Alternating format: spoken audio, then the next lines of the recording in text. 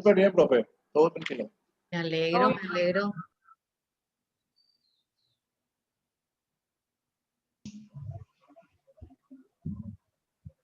Bueno, vamos a proceder entonces a iniciar la clase correspondiente al día de la fecha, que es la unidad 26, es la última unidad. A partir de ahora, o de la siguiente clase, mejor dicho, ¿verdad? Estaremos escuchando las exposiciones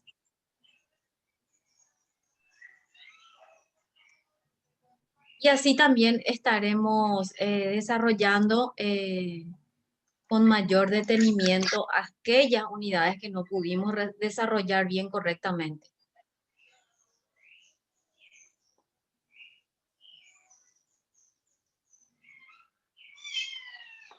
En la última unidad que estuvimos estudiando, fue la unidad de la reivindicación. Entonces, ahora vamos a dar de algunas, como yo siempre le llamo, algunas acciones que ayudan a que se haga y se lleve en práctica esta reivindicación. Ya supimos lo que es reivindicación, ¿verdad? Reivindicar, recuperar el inmueble.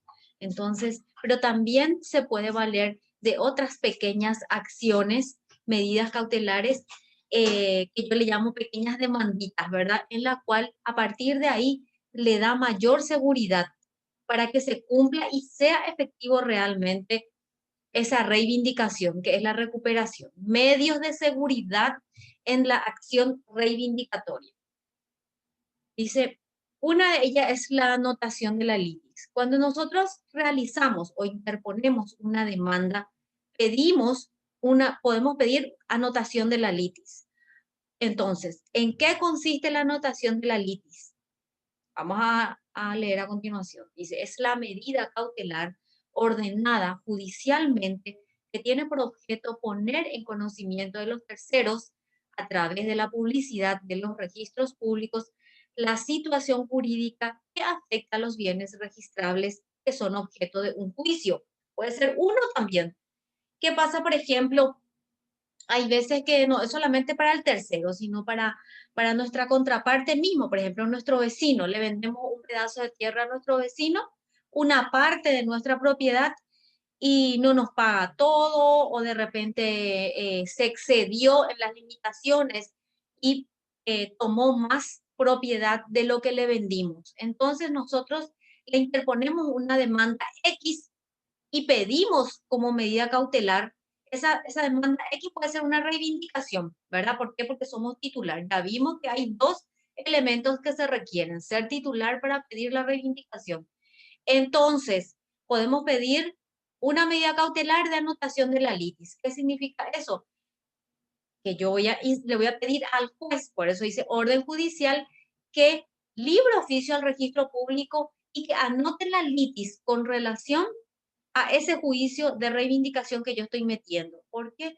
Porque hasta que no me pague todo o hasta que ponga bien sus límites, yo no voy a levantar esa medida cautelar de anotación de litis. Y es una orden judicial, es dentro de la demanda de reivindicación sin antes dictar resolución. En la primera providencia, yo ya quiero que me salga mi anotación de la litis, porque yo en mi escrito de demanda ya presenté. Muy bien. Dice, ¿qué objeto tiene esta anotación de la litis? Tiene la finalidad de que los terceros involucrados no pueden alegar ignorancia ni buena fe, y consecuentemente les son opuestos los efectos de la sentencia. La anotación de litis se acuerda sobre bienes registrables, inmuebles o muebles, mediante el libramiento de oficio respectivo a la Dirección General de los Registros Públicos. Dice, los requisitos para esta medida cautelar se tiene que meter dentro, se tiene que solicitar dentro de la promoción de una demanda. Puede ser usucapión, puede ser reivindicación y cualquier otra que implique eh, recuperación de la posesión. Objeto de la demanda. Debe tratarse de una demanda que tenga por objeto un conflicto referido al dominio de bienes inmuebles o muebles registrables, automotores o aeronaves, porque es una anotación de la litis, anotación de un problemita, de una pequeña demanda. Eso significa anotación. pero ya le traba porque no está libre. Esta anotación es como asegurar, porque no se va a poder hacer nada. Si esa persona lo quiere comprar, puede comprar. Si otra persona, esta tercera persona que llega a tener conocimiento, pero tiene que no puede alegar después buena fe. ¿Por qué? Porque eso está registrado en unas condiciones de dominio que puede pedir a cuál o a quién institución, al registro público. Por lo tanto, entonces, si va a comprar esa propiedad, tiene que comprar con este problema, con esta evicción, anotación de litis. Ustedes suelen escuchar, ¿verdad? Libre de gravamen, libre de todo tipo de trabas. Así queremos la propiedad a comprar. Sin embargo, si una propiedad que nosotros queremos comprar y dice que tiene una anotación de litis, va a decir tal año, en tal demanda, entonces, ¿qué pasa ahí? Ahí nosotros vamos a decir, tiene un problemita, tiene un conflicto en la cual yo tengo que hacerme cargo también si compro esta propiedad. Bueno, B, a la constitución, declaración, modificación o extinción de cualquier derecho real. C, al ejercicio de acciones vinculadas a bienes registrables. Entonces, todos esos casos, ¿verdad? Se puede pedir la anotación de la litis. Esos son los objetos de la anotación de la litis. Verosimilitud del derecho. El juez habrá de tener en consideración los fundamentos de la demanda, la prueba documental que se acompañe y las demás circunstancias que ofrezca la causa. O sea, cuando nosotros realizamos una demanda, estimados alumnos, por favor, aunque eso implique pérdida de plata, nunca interpongan una demanda, el famoso bye-bye. Tienen que articular perfectamente. Y si no requieren y si no tienen todos los elementos, no lo interpongan. Tenemos que saber tener la suficiente, el suficiente coraje para decirle al cliente, mira, vos no tenés suficiente derecho, podés perder. Si querés, vamos a meter, pero podés perder porque no contás con estos elementos. Se puede perder y tenés que estar consciente. Si vos das el ok, no hay ningún problema, pero según el criterio mío, aquí no hay buenas probabilidades. Entonces, tiene que ser verosímil, porque hay veces que la gente interpone nomás las acciones y no reúne todos los requisitos que son los elementos probatorios. Tal es el caso de la usucapión, por ejemplo. ¿Verdad? Porque uno lee a veces así eh, los argumentos esgrimidos en las demandas y es una cosa de loco, ¿verdad? Yo no sé cómo, y después pierden, y pierden con costas. Y el pobre cliente tiene que perder lo poco que tiene, aunque a veces no tiene luego nada. Y ya escribió la litis, porque causa mucho agravio este tipo de acciones. Porque generalmente el que le pelea está en una situación más débil al que va a perder, como se dice, la titularidad o la propiedad que tiene ahí. Puede ser un propietario, puede ser mediato o inmediato que le cedió y de repente pide usucapión. Ocurre, o tu vecino, o tu tía, o tu abuela. Ocurre, chicos, pasa. Entonces, si no se reúnen los requisitos y si no, según el criterio ustedes no reúnen y no se encuadran en lo que es ese artículo, mejor nomás no interponer. O si se interpone, avisarle al cliente que no reúne, que no es verosímil lo que está alegando el cliente.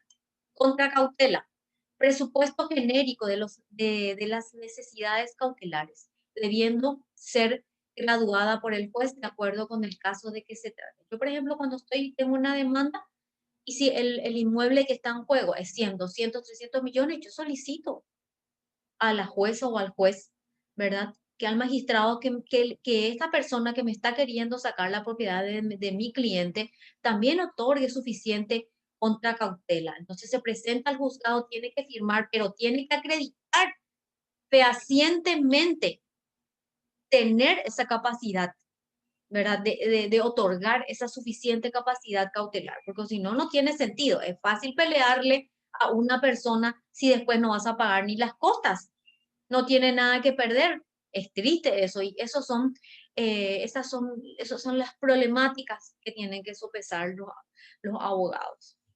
Embargo preventivo es otra figura así como la anotación de la litis. Vamos a ver cómo se da esta figura. El embargo preventivo es una medida cautelar también. decretada judicialmente también, en favor de un presunto acreedor, consistente en la individualización e indisponibilidad relativa de determinado bien o bienes, para asegurar la eficacia práctica de la sentencia que se vaya a dictar en un proceso. El embargo no significa ni importa la pérdida del dominio del bien, el cual continúa siendo de propiedad del embargado mientras no se efectúe la subasta judicial. Bueno, esta medida cautelar generalmente lo que más se usa son en los juicios ejecutivos. Por eso hay veces que nosotros lo primero que le preguntamos al cliente que asiste al estudio jurídico es si tiene o no tiene bienes. Porque nos muestra la demanda, le vino una demanda de 60, 70 millones. Entonces lo primero que se le pregunta es si tiene o no tiene bienes, porque si los tiene puede ser objeto de embargo preventivo que después se vuelve ejecutivo y va a remate judicial, ¿verdad? Porque si no se mete esta medida cautelar sería ilusorio. Mientras se está tramitando la demanda, o sea, luego de que cierta etapa, luego de prestar la cautela, ya se libra oficio y se inscribe el embargo preventivo, donde nosotros habíamos dado el tema de la publicidad, así como la dotación de la litis, en la Dirección General de los Registros Públicos. Ahí también va esta medida cautelar. De hecho, todas van ahí, todas se inscriben ahí. Todas son emanadas del juzgado en la cual radica la demanda, porque tiene que ser en el marco de una demanda, en el marco de una acción. Muy bien. Entonces, eso es lo que pasa con también el embargo preventivo. Prohibición de innovar. Súper esta medida cautelar, porque vamos a volver a ese ejemplo que yo les puse del vecino. Yo le vendí y él agarró un poquitito más de la propiedad que yo le había vendido. Entonces, sigue haciendo su muralla. Y una muralla no se hace en 2 horas. Entonces, yo pido urgentemente, ¿verdad?, una reivindicación y una prohibición de innovar así urgente. Entonces, libra el oficio y le envío al registro público y le envío a mi vecino. ¿Qué significa no innovar? Es innovar, es dejar en el estado en que está, ahí mismo, déjate, como se dice, no lo toques, ahí mismo deja como está. Porque hay que ver si va a proseguir o se va a sacar todo eso de vuelta. En síntesis, no cambiar el estado actual en que se encuentra. Eso es lo que yo deseo, esta medida cautelar.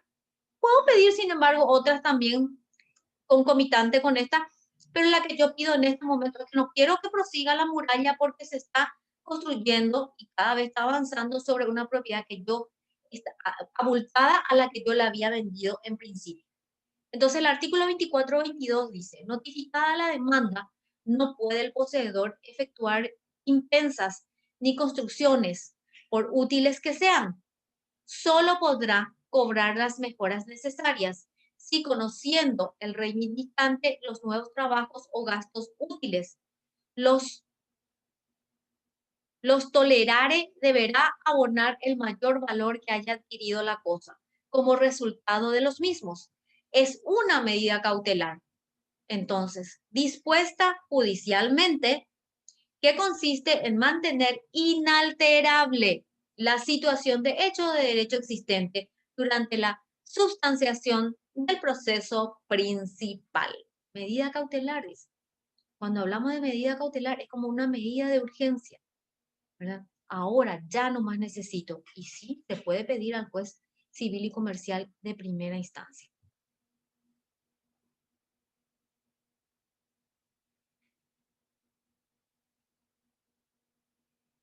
Perdón. Dice, títulos presentados por actor y demandado. Bueno, dice, cuando el titular, perdón, de un derecho real, dice que se ejerce por la posesión, se presenta a deducir la acción de reivindicación. Puede suceder que el demandado, al contestar la demanda, invoque la existencia de un título a su favor. ¿Qué pasa ahí? Produciendo de este modo un conflicto que el juez debe resolver. con arreglo a las disposiciones del Código Civil.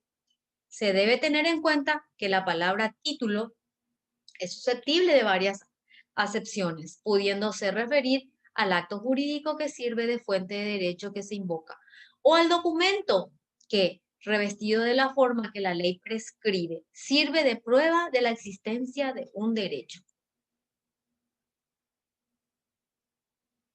Puede ocurrir entonces, ocurre y ocurre, generalmente se presenta, hay veces que no se inscribe, hay casos y casos, especialmente en el interior. ¿Qué pasa cuando provienen de autor común? ¿Qué significa eso? El artículo 24 del Código Civil. Vamos a ver un poco.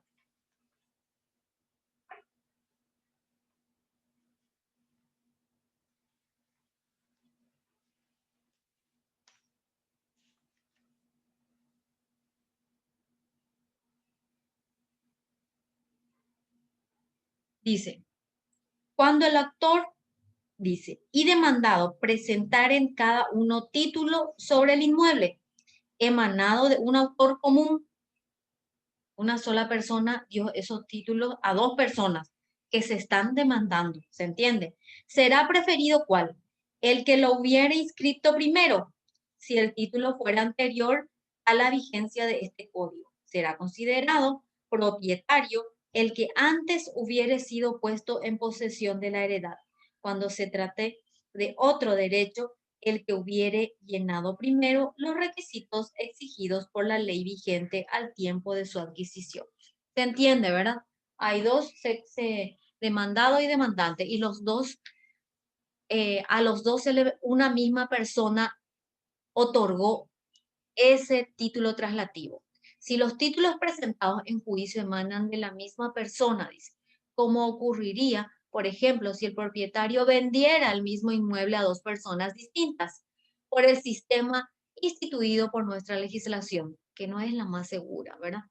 Habíamos dicho la vez pasada, estábamos viendo que el sistema alemán y el sistema francés son súper avanzados y seguramente que oportunamente también nosotros nos vamos a actualizar y vamos a tener ese sistema. En lo que se refiere, dice, en lo que se refiere, según estas instituciones, ¿verdad? En lo que se refiere a la inscripción de los actos que tienen por objeto la transmisión, adquisición, modificación o extensión del dominio, será preferido el adquirente que primero lo inscribió. La verdad que tengo una demanda también referente a eso y efectivamente es así. Siempre se preferirá, o sea, se opta porque el que es el primero se inscribió. Provenientes de personas distintas. Artículo 2025. Dice, cuando el demandante y el demandado presentaren cada uno títulos de adquisición derivados de personas distintas. En este caso, ¿qué se va a hacer? ¿Qué tiene que hacer el juez? Tiene que aplicar el 2025. Se presumirá que el inmueble pertenece al que lo hubiera inscrito. El que está inscrito es el que va a valer. ¿Qué dice la explicación del 24-25? La inscripción de actos sujetos a tal formalidad tienen por objeto dar publicidad. Habíamos dado esta clase, ¿verdad? Publicidad a los cambios registrados en la titularidad de los derechos reales sobre inmuebles, con especialidad el dominio. La constitución de los derechos reales sobre inmueble produce efectos contra terceros desde el momento que el acto se inscribe en el registro. Consecuencias de la acción de reivindicación. Entonces seguimos. Profe, la anterior es 24-25, no 20-25. Sí, 24, perdón. 24, siempre estamos, todos en el 24 estamos. Así mismo, Carlos. Bueno, ahora consecuencias de la acción de reivindicación. Seguimos en el 24-27. ¿Está bien? Primera parte es el que compete.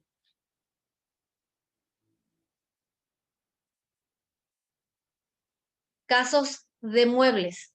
Si la cosa reivindicada fuere mueble, el vencido deberá entregarla donde ella se hallare, y si después de la demanda la hubiere transportado a otro lugar, la devolverá al sitio anterior.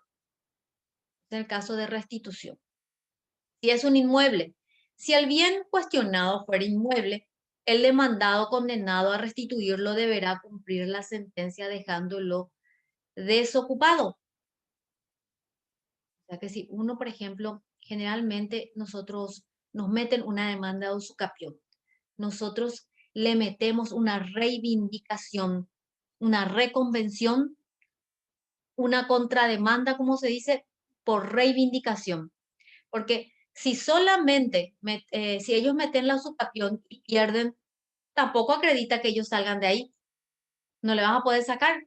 Mejor asegurar y meterle también una contrademanda, una reconvención en términos jurídicos y con una reivindicación que actuaría como un desalojo, ¿ok? Entonces, ¿cuál es lo principal? La principal consecuencia es que tienen que desocupar ese inmueble, de manera que el demandante pueda entrar en posesión, si eso es lo que está buscando. La sentencia se ejecutará aunque el inmueble se encuentre en poder de un tercero que lo adquirió después de la inscripción del embargo o de la demanda hecho a pedido del reivindicante. En todo caso, no sale el tercero o no si le permite o invoca otros derechos. Por eso siempre es importante saber quiénes están en posesión actual de ese inmueble para poder proceder también por esas personas con diferentes acciones. A lo mejor no va y no está invocando la usucapión, está invocando otro tipo de acciones. Puede invocar una retención de inmueble por mejora, etcétera. El derecho real es un abanico de oportunidades. Por eso hay gente que no quiere, por ejemplo, alquilar o no quiere realizar transacciones de alquiler de inmueble y ese tipo de cosas de campos, porque hay gente que, hay veces que sus propios cuidadores le quieren hacer usucapión y otro tipo de cosas, ¿verdad? Al final van a alegar mejoras, etcétera. En el campo suele ocurrir esos temas, esas cuestiones. Consecuencias de la acción de reivindicación seguimos. Con relación a los frutos, artículo 24-28, el poseedor que haya sido condenado a restituir la cosa o a pagar su precio abonará los frutos percibidos desde la notificación de la demanda, aunque no hubieran sido solicitados.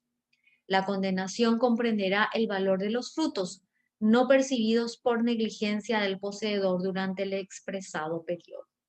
Si me dio mala fe de parte de aquel, deberá también los que el reivindicante hubiere podido percibir, y aún los frutos civiles, que eran los intereses, recuerdan, que hubiere sido susceptibles de producir la cosa no fructífera. Todo esto es factible de utilización en las demandas, en las distintas acciones que podemos interponer para nuestros clientes. Si utilizamos todo, jamás el propietario o el poseedor tendrá pérdida alguna si es que utilizamos todos estos puntos. Es más, a veces pedimos todos estos detalles, indemnización, frutos civiles, todo pedimos. ¿Por qué? Porque después al momento, siempre tenemos que tratar de ponerle por la pared a nuestro adversario, ¿verdad? Y cuando esté ahí por morir, entonces ahí soltamos un poco, porque se va a entregar solamente si nosotros le apretamos, si nosotros le tapamos todos los agujeros. Pero si le damos vía libre y somos medio flojete, no nos va a respetar, ¿ok? Entonces, todo le tenemos que pedir a full time, con toda la artillería en nuestras acciones, y más si somos demandantes. Y si somos demandados, igual nomás también, pero siempre recae más fuerza sobre cuando somos parte actora. Tenemos que solicitar todo, tenemos que ver por qué, porque la ley nos da los elementos necesarios para solicitar y para ganar, ¿ok? Entonces yo siempre les sugiero que lean bien, si se puede solicitar, que se solicite los intereses, los frutos civiles, etcétera. No se olviden de este detalle. Consecuencias de la acción, siempre seguimos. Mejoras, ¿qué pasa con las mejoras? Los gastos necesarios o útiles serán pagados al poseedor condenado. A la restitución son gastos necesarios o útiles los pagos por impuestos extraordinarios sobre el bien y por las hipotecas o impuestos que lo gravan.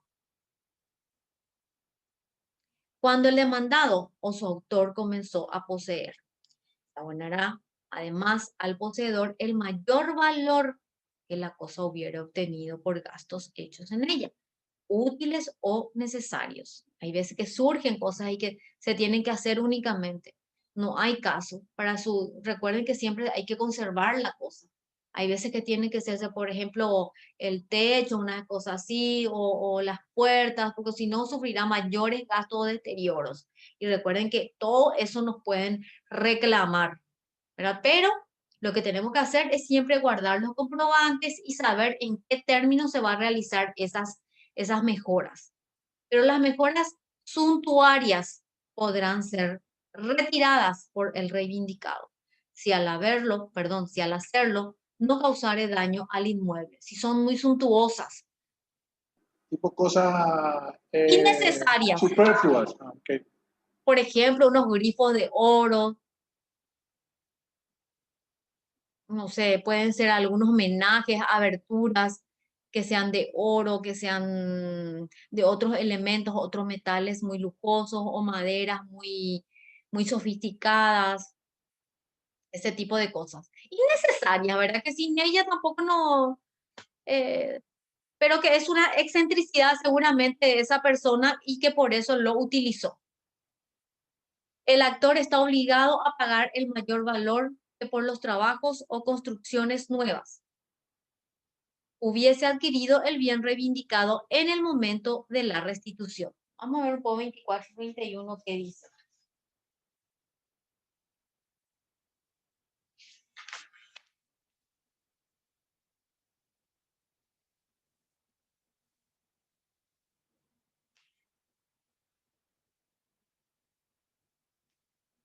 Dice,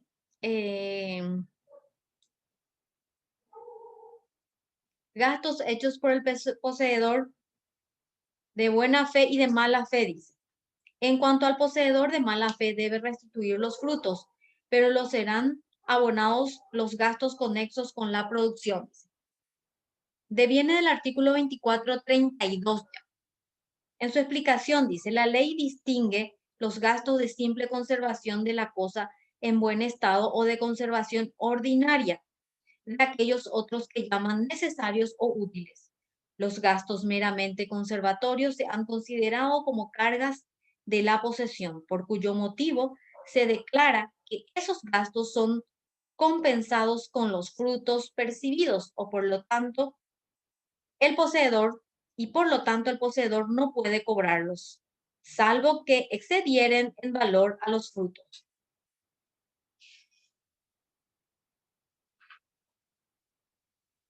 El 24-31 en mi libro no tiene tampoco una explicación más clara, ¿verdad?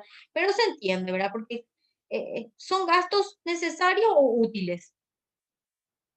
Y los otros que dice suntuarios. Nosotros podemos percibir tranquilamente cuáles serían en todo caso, salvo que dice, no puede sacar su menaje o no va a poder sacar su cocina de oro o su grifo sin destruir el inodoro, el lavatorio o lo que sea.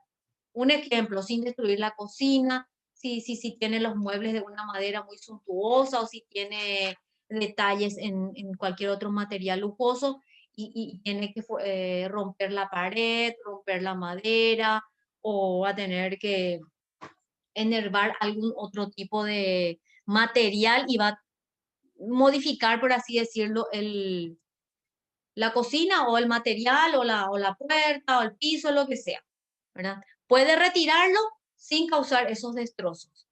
Los deterioros 24-29 dice, el poseedor de mala fe será responsable. Eso es lo que leímos recién. Dice que el de mala fe será responsable de las ruinas o deterioros de la cosa, aunque fuere causado por caso fortuito. Aunque sea el famoso sin querer la tormenta, ¿verdad? Él es responsable. A no ser que hubiera ocurrido igualmente en poder del reivindicante, a no ser esta excepción, ¿verdad? Destrucción de la cosa 2430, el poseedor de buena fe ahora. El otro era de mala fe. El de buena fe solo responderá por la destrucción o deterioro de la cosa, aunque resultare de hecho suyo. Entonces, el poseedor de buena fe dice solo responderá por la destrucción o deterioro de la cosa, aunque resultare de hecho suyo, hasta la concurrencia del beneficio obtenido por la enajenación de los materiales o accesorios, o su empleo en otros bienes, pero el de mala fe deberá satisfacer el valor del objeto, aunque no hubiere obtenido provecho alguno. 2430. Esta distinción, dice, que hace la norma entre el poseedor de buena y mala fe, se fundamenta en que el primero tiene el derecho de ejercer todos los actos del propietario, en tanto conozca al verdadero dueño, y el otro no tiene. ¿Por qué? Porque es de mala fe. La solución parece justa, dice, o aparece justa, puesto que, de otro modo, el reivindicante se resarcía acerca de algo que igualmente se hubiere dañado en sus manos por un ciclón, por ejemplo, dice. Son casos fortuitos como estuvimos viendo. Medida lindante con el enriquecimiento sin causa. Medida lindante con el enriquecimiento sin causa. Sí, porque ya le va a sobrar y va a ser, al final se va a quedar con todo. Muy bien, esa es la explicación entonces dada al 2429. Dice que es ajustada, porque si no el reivindicante se hace resarcir, ¿verdad?, acerca de algo que igualmente se hubiera dañado en sus manos. Si él hubiese tenido en sus manos, igual se hubiese dañado si es un caso fortuito. Eso es lo que está manifestando el 2429.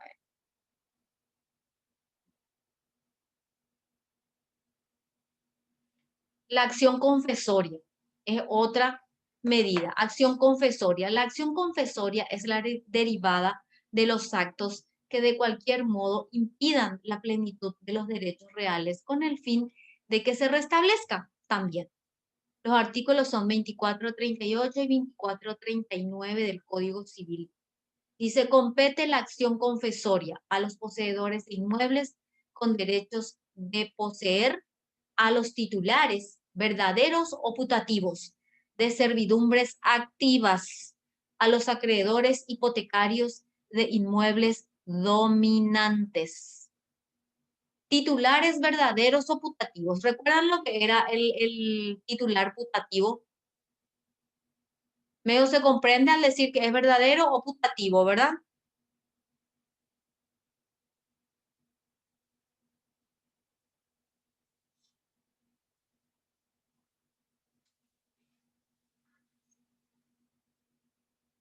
Cuando se habla de poseedor de inmueble con derecho a poseer, se entiende que son los titulares de dominio, condominio, usufructo. Esos son los derechos reales, ¿recuerdan? Dominio, condominio, usufructo, uso, habitación. Cuando se pretenda restringir o desconocer esos derechos, por su parte, los titulares de una servidumbre activa tienen derecho a estas acciones cuando alguien pretende desconocer su derecho por restringir su ejercicio. Entonces ahí entra la acción confesoria. En cuanto al significado de titulares verdaderos o putativos de servidumbres activas, debemos decir que son verdaderos cuando el que las ejerce tuviese en todos los casos el derecho a ejercerlas o las hubiere legitimado por la prescripción, su capión, ¿verdad? Y son putativos cuando por el hecho de su ejercicio o de la posesión con justo título, o solo por el hecho de su ejercicio o de la posesión se presumiera con derechos a ejercerlos o los ejerciera. No tiene título, ¿verdad? Pero sí está ahí representando como una persona, sí que tiene algún título putativo, ¿verdad? Del cual se cree titular. En relación a los acreedores hipotecarios de inmuebles dominantes, la ley supone Siempre estamos, no olviden que estamos siempre en la acción confesoria, que se da en estos tres casos. En relación a los acreedores hipotecarios de inmuebles dominantes, la ley supone que el inmueble hipotecado goza de una servidumbre predial, cuyo ejercicio le es impedido por el titular o poseedor del inmueble sirviente, ¿verdad? Entonces dice que se le impide al titular o al poseedor, no importa si no es titular, porque puede ser poseedor también, del inmueble sirviente. El interés del acreedor hipotecario de conservar la servidumbre es evidente, pues ella valoriza el inmueble hipotecado. Acción negatoria, ¿verdad? La de atrás era confesoria, la de aquí es negatoria. Pregunta de examen, así que aclaren bien ya. ¿Qué es lo que dice con la negatoria? Es la que compete a los poseedores de inmuebles contra los que les impidiesen la libertad del ejercicio de los derechos reales, a fin de que esa libertad sea establecida. Constituye el remedio clásico cuando se pretende ejercer una servidumbre sobre nuestra propiedad. ¿Cuáles son los requisitos? Dice, procede la acción negatoria contra quien impidiere la libertad en el ejercicio de los derechos reales. Entonces, cuando se impidiere el ejercicio de los derechos reales con el fin de que ella se restablezca, se usa la acción negatoria, pero servidumbre sobre nuestra propiedad. ¿Ok? 2441 y 2442. Voy a leer la explicación de nuestro libro. Dice acá, los poseedores... 2441, Carlos, o Sergio, no sé quién me... Es cuando invaden tu propiedad, por ejemplo, y uno puede sembrar allí, ¿verdad? Siendo propietario de eso, más o menos eso. ¿No? Más o menos eso.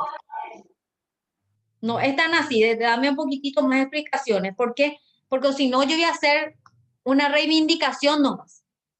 Me tiene que impedir la libertad. Tiene que ser también en estos casos. Voy a leer un poco esta explicación para que se pueda entender. Dice, por eso va a ir requisitos. Poseedor de inmueble con derecho a poseer. Acreedor hipotecario perjudicado.